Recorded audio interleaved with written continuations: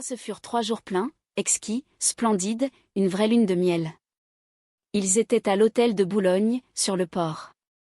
Et ils vivaient là, volets fermés, portes closes, avec des fleurs par terre et des sirops à la glace, qu'on leur apportait dès le matin.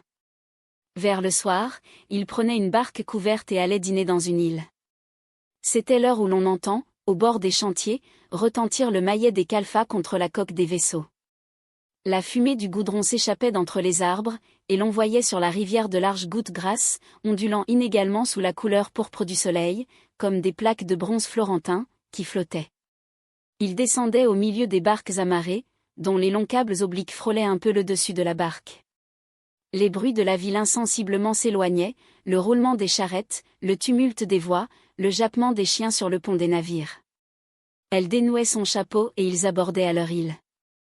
Ils se plaçaient dans la salle basse d'un cabaret, qui avait à sa porte des filets noirs suspendus. Ils mangeaient de la friture d'éperlan, de la crème et des cerises.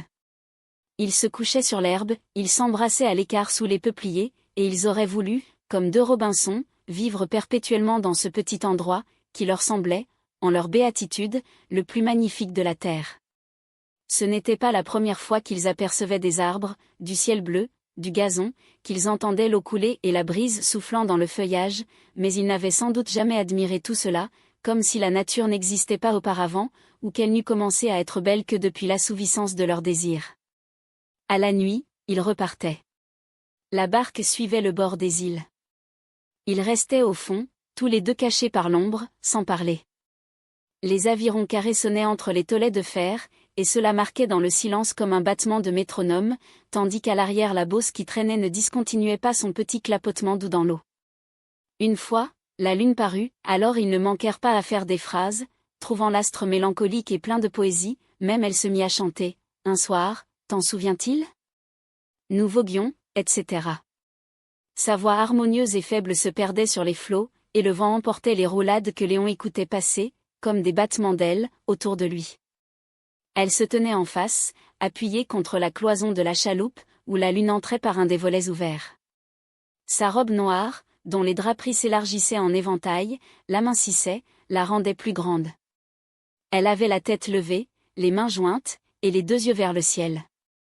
Parfois l'ombre des saules la cachait en entier, puis elle réapparaissait tout à coup, comme une vision, dans la lumière de la lune. Léon, par terre, à côté d'elle, rencontra sous sa main un ruban de soie ponceau. Le batelier l'examina et finit par dire « Ah, c'est peut-être à une compagnie que j'ai promené l'autre jour.